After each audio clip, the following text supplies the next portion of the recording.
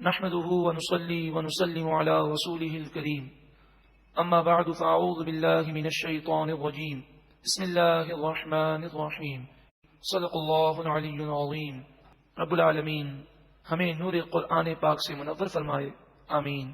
سورہ قصص کی آیت نمبر 61 افمن وعدناه وعدا حسنا، کیا پس جس شخص سے ہم نے وعدہ کیا، وعدا حسنا بہت اچھا وعدہ کیا، فهو لاقیہ پھر وہ شخص اس وعدے کو پانے والا ہے، یعنی مومن نیک صالح جس سے جنت کا وعدہ کیا گیا، کمن متعناہ متاع الحیات الدنیا، کیا وہ اس شخص کے برابر ہو سکتا ہے جسے ہم نے دنیا کی زندگی کا سامان حقیر دیا، پھر وہ دنیا میں مشغول ہو کر گناہوں میں پڑ کر اس نے اپنی آخرت کو تباہ کر دیا، کیا یہ اور جنتی برابر ہو سکتے ہیں؟ ثم هو یوم القیامت من المحضرین، پھر وہ گناہگار شخص قیامت کے دن مجرموں کی طرح حاضر کیا جائے گا، وہ یوم ینادیہم، اور اس قیامت کے دن ان مشرکوں کو پکارا جائے گا، اللہ تعالیٰ ان سے فرمائے گا فیقول، بس اللہ تعالیٰ فرمائے گا این شرکائی الذین کنتم تزعمون، کہاں ہیں تمہارے وہ جھوٹے بت جنہیں تم میرا شریک گمان کرتے تھے؟ قال الذین حق علیہم القول، تو کہیں گے وہ لوگ جن پر بات ثابت ہو چکی، جہنم کا فیصلہ جن کے لیے ہو چکا، ربنا اے ہمارے رب، ہؤلاء الذین اغوینا، یہ وہ ہیں جنہیں ہم نے گمراہ کیا، اغویناہم ہم نے انہیں گمراہ کیا، کما غوینا جیسا کہ ہم گمراہ تھے۔ مراد یہ ہے کہ کافروں کو گمراہ کرتے ہیں۔ آج جو کافر ہیں اور وہ اسلام کے خلاف پروپیگنڈا کرتے ہیں، ان کی باتوں سے متاثر ہو کر کئی لوگ کفر پر جمے رہتے ہیں، تو یہ شخص کل بروز قیامت یہ لوگ کہیں گے پروردگار ہم بھی گمراہ تھے اور ہم نے اپنے دوستوں کو ساتھیوں کو گمراہ کیا اور انہیں اسلام سے روکا، تبرأنا الیک، اے پروردگار اب ہم ان سب سے بیزار ہو کر تیری طرف رجوع لا رہے ہیں، تو ہمیں معاف کر دے۔ قیامت کے میدان میں وہ روئیں گے، ما کانوا ایانا یعبدون، وہ لوگ خاص ہماری پوجا نہیں کرتے تھے، یہ تو اپنے نفس کو پوجتے تھے، ان کا دل چاہتا تو کسی ایک پتھر کو پوجنا شروع کرتے، پھر دل بھر جاتا تو دوسرے کو پوجنا شروع کرتے۔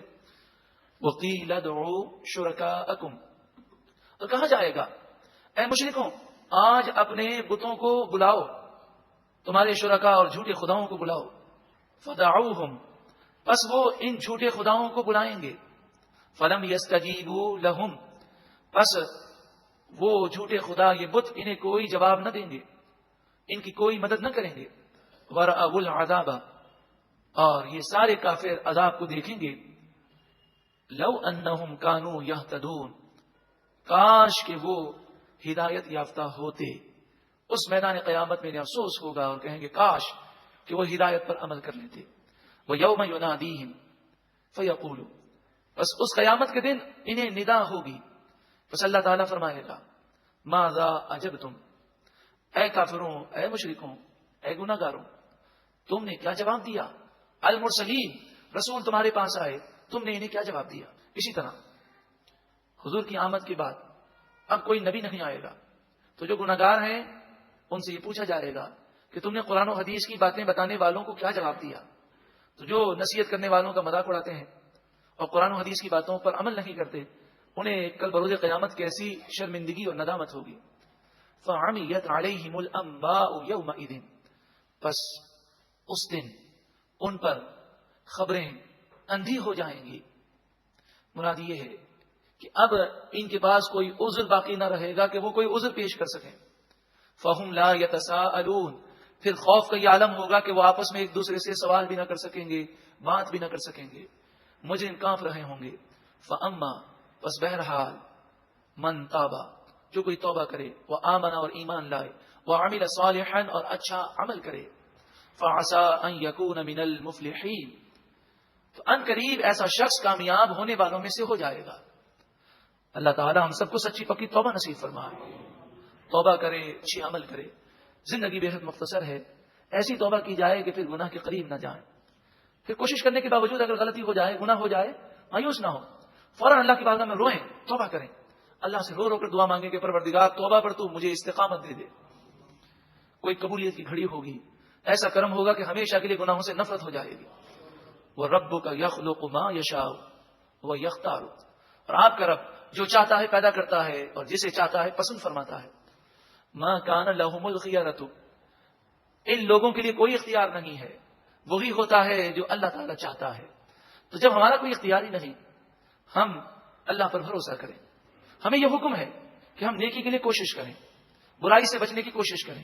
بندہ جب نیکی کا ارادہ کرتا ہے تو اللہ تعالیٰ اس کے لیے نیکی کی راہ کو آسان کر دیتا ہے. سبحان اللہ، اللہ پاک ہے. وتعالی عما یشرکون، اور ان تمام باتوں سے جو مشرکین شرک کرتے ہیں اللہ تعالیٰ اس شرک سے بلند و بالا ہے.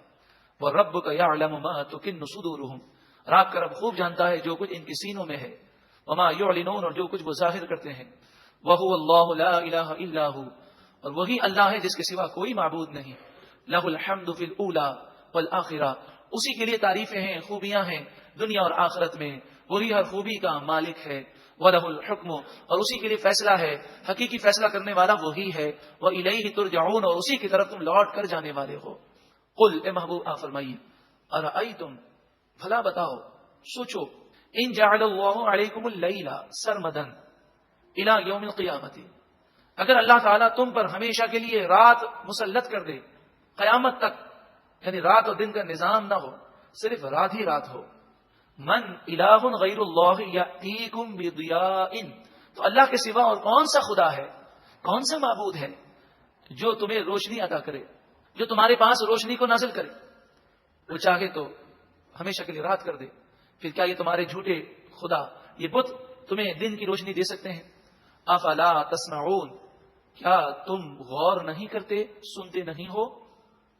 قل، اے محبوب آپ فرمائیے، ارأیتم ان جعل اللہ علیکم النہار سرمدا الی یوم القیامت، ذرا بتاؤ اگر اللہ تعالیٰ تم پر ہمیشہ کے لیے قیامت تک دن کر دے، رات ہی نہ آئے، وہ اس پر قادر ہے.